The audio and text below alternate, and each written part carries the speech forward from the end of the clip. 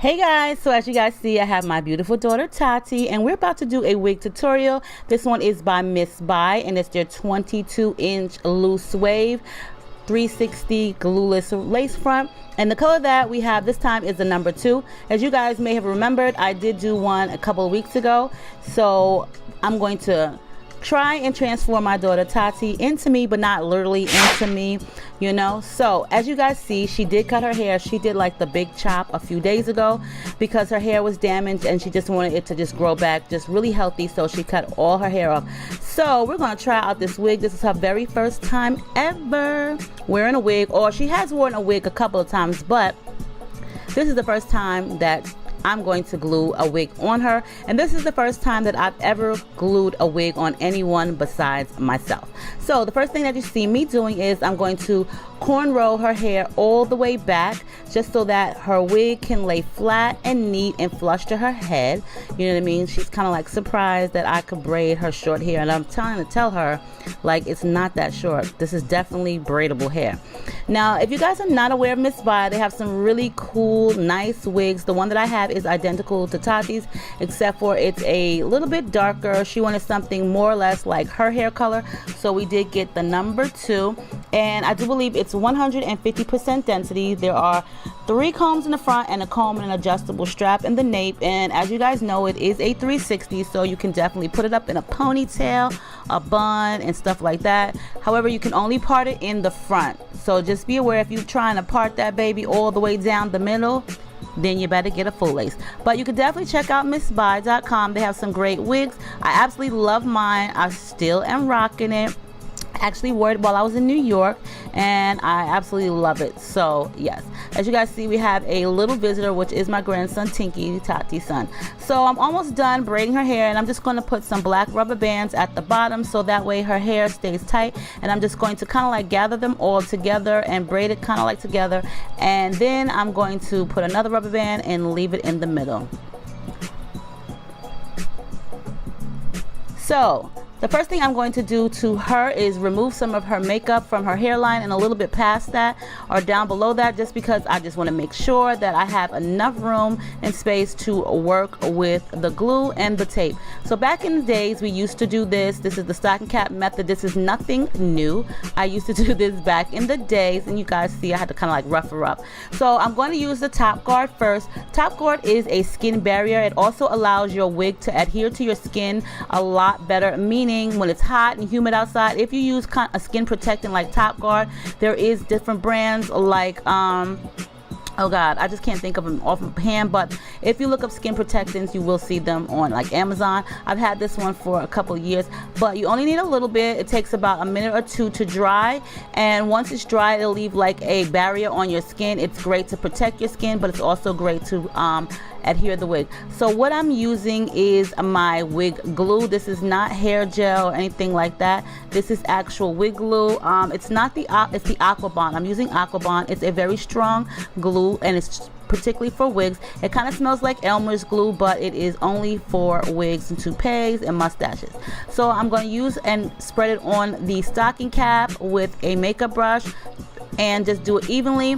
You do need to let this dry before applying the wig, so I do use a blow dryer. Normally what I used to do back in the day is just walk around the house for like 5 minutes and then allow it to air dry. Same thing, but for the purpose of this video, to let it speed through, I'm just going to blow dry it. So you want to make sure that it gets kind of tacky, and Tati is one who doesn't not like heat. As you guys can see, she's kind of like a very difficult client, okay, like very difficult client, but you know, you gotta love her. She's your kid. I love her to death, but she's very difficult to work with. So I chose the wig cap that was more close to her scalp color. There are several different color browns, so try to find one that's as close as possible to your wig, or to your scalp. And I guess the blow dryer was a little bit too hot for her. She just complains a lot. So now that the glue is a little bit tacky, I'm going to cut away the excess cap, which is underneath the glue. Now mind you, this is Aquabond glue, but you can get Ghost Bond, which is just as strong.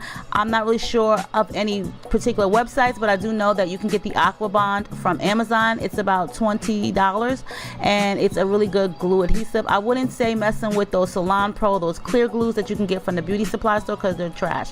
Now I also like to use super tape. I use only super tape because this is going to allow the wig to stick even longer and stronger. Like seriously, if you want your wig to be laid down, honey, and you don't want it to move, then definitely try super tape. There are loads of different types of tapes, but my preference is super tape. For those of you guys who like something different, then that's your preference, but I prefer to use super tape only. I have a large collection of tape, and this is the one that I go to. You can also purchase the super tape on Amazon as well.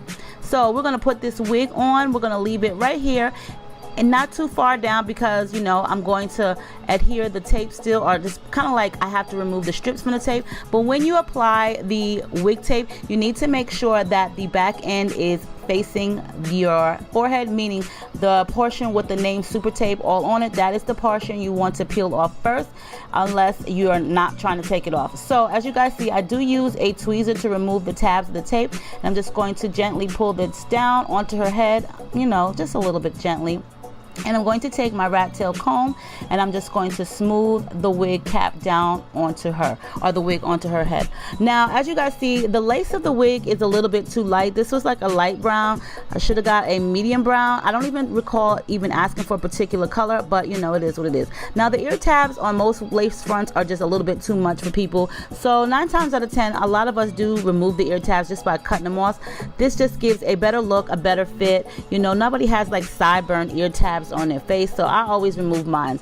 Now I'm just going to go back in and I want to make sure that the wig is properly adhered to the glue and the tape, and I'm just going to take that blow dryer and the rat tail comb, and I'm just going to keep pressing into the glue and tape along with the wig and the rat tail comb. That way everything is dry and it is all perfect and adhere. Now, as you guys seen, the lace of the wig, like you see right here, is a little bit too light, but we're gonna fix that. We are definitely going to fix that. So the first thing that I'm going to do is just cut away some baby hairs for her, because this is how we're going to camouflage that light lace. No big deal. And we don't need a lot of baby hairs. Tati does like baby hairs, but we're not going to use a lot. Like, we're not going to fill her whole head up with baby hairs, but we're going to use the hairs, just the flyaways, just to camouflage the lace color. Now I'm going to first go in with my hair mousse, and this is by Herbal Essence. I like to start off with the hair mousse because I don't want all of the hair to be gelled down. Gel will just make the hair harder and just a little bit flaky, or not even flaky, but just a little bit harder to work with. Plus, you don't need a lot of gel. So I do prefer to use hair mousse just to start it off with. So I'm going to go ahead and kind of like saturate the front portion, just so that way, you know, we got a wave pattern going on, and it also loosens the hair and it allows it to just easily work with. Now right here, I am cutting off some of the excess lace because there was a little bit extra lace that I didn't notice. I'm going to trim that away.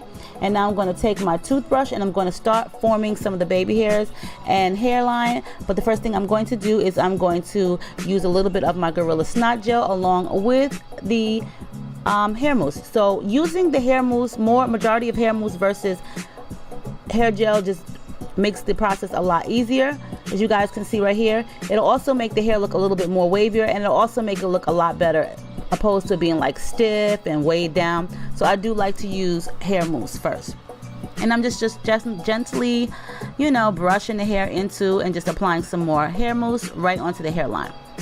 And I'm just styling her baby hairs and just camouflaging the front of the hairline right here, that light lace. So as you guys see, this is how it came out in the front. And I'm just going to wet it up a little bit just so I can get those waves popping. You know what I'm saying? Make it look real pretty. And I'm also going to add some more of this hair mousse just so we can get it to be styled in place and, you know, style it up.